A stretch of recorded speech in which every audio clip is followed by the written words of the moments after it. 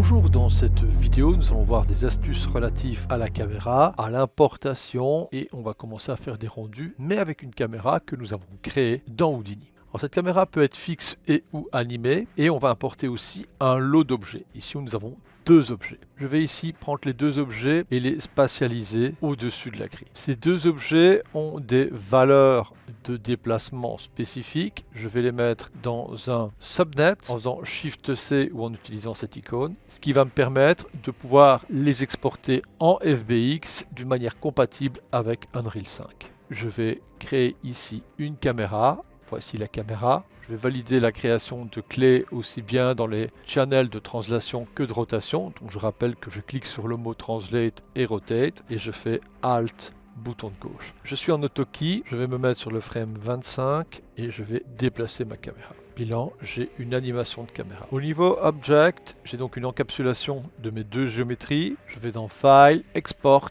FBX. Je vais ici choisir un dossier et un nom. Je vais d'abord appeler ça Object. Je vais choisir mes objets qui sont encapsulés dans le sous-réseau Subnet. Accept Pattern. Uniquement en Current Frame, c'est-à-dire une image fixe. Export.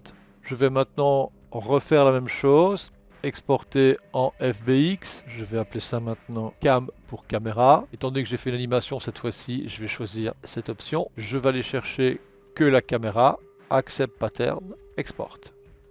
Je lance Unreal, je choisis toujours la catégorie Film, Video and Live Event. La première proposition, je vais créer mon projet en l'appelant Object et Cam, Create. À l'ouverture d'Unreal, contrôle barre d'espace, je clique sur Import. Je vais dans mon dossier, choisir Object.fbx, ouvrir. Nous allons voir des nouvelles options. Je vais choisir l'option Convert Scale Unit. Je laisse la taille à 1 et je clique sur Import. Contrôle barre d'espace, je retrouve ici mes deux objets, je clique sur un objet, avec Shift je clique sur l'autre, bouton de gauche de la souris, je maintiens la pression et je dépose. J'enlève l'affichage du floor, transformation, je vais tout réinitialiser à 0, je vais prendre la liberté cette fois-ci de modifier l'échelle, je lock l'échelle et je vais mettre par exemple ici 10. Attention, ceci est une option qui n'aura aucun intérêt sur le rendu final, donc c'est une variation d'échelle qui est purement temporaire.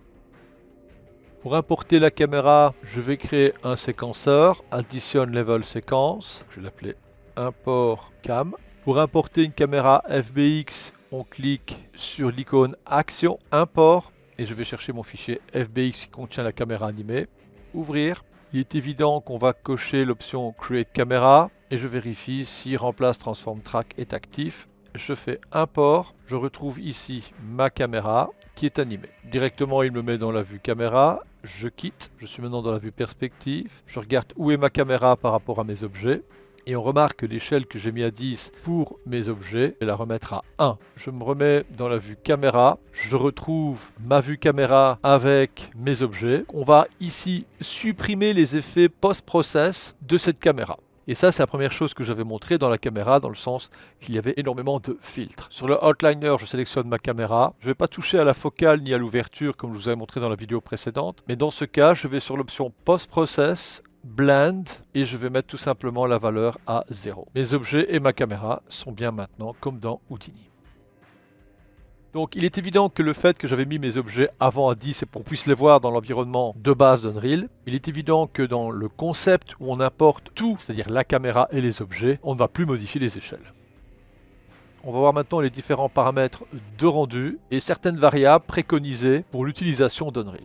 Ici, je vais sauver en cliquant sur la disquette. Vous allez voir un petit bug d'affichage, mais il n'y a rien de dramatique. Donc en cliquant sur la disquette, je sauve et on a un bug. Il suffira de rafraîchir ici et vous n'aurez plus de soucis. Si vous voulez voir votre animation, vous avez ici les fonctions magnétoscope. Il suffira de faire play.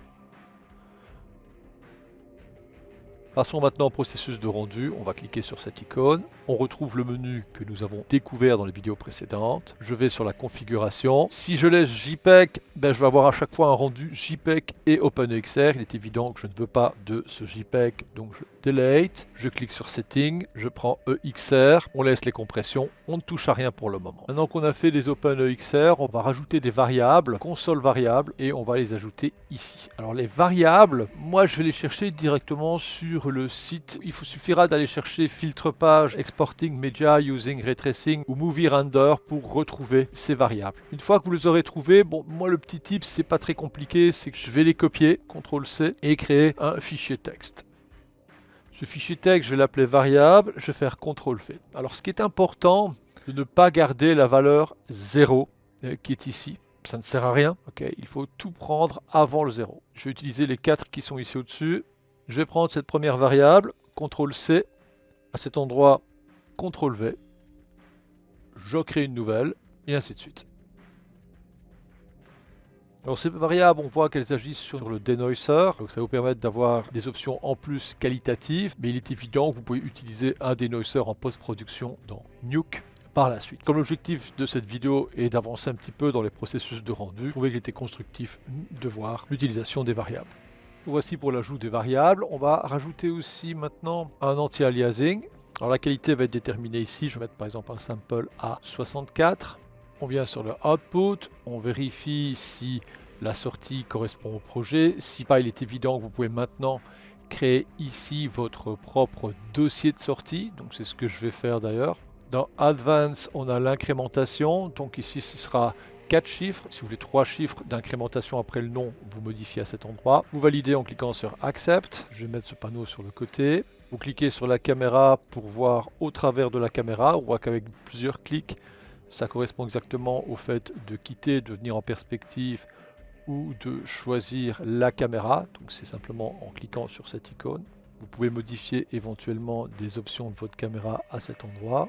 On va vérifier sur le séquenceur si on a pris la séquence qui correspond au mouvement de caméra. Alors soit on fait une image fixe, soit vous pouvez tester déjà votre mouvement de caméra. Donc ça c'est vous à choisir à partir de maintenant. Donc avant de valider, vous regardez bien le nombre de frames qui a été validé. N'oubliez pas, il suffit de mettre votre pointeur de souris pour voir. Donc ici on est de 0 à 25 frames. Donc si je fais render maintenant, je vais avoir 25 frames de calculés. On les voit, ils sont là. On voit le processus de rendu qui est en train de se faire.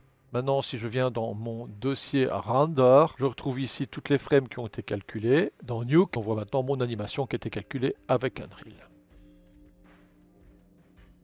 Bilan, dans cette vidéo, on a pris une animation qui était faite avec une caméra et des objets au sein d'Houdini. On a fait un rendu avec Unreal et on les visualise dans Nuke. Dans la prochaine vidéo, nous allons voir comment on peut extraire des informations sous pixel, toujours via une série d'OpenEXR. À bientôt!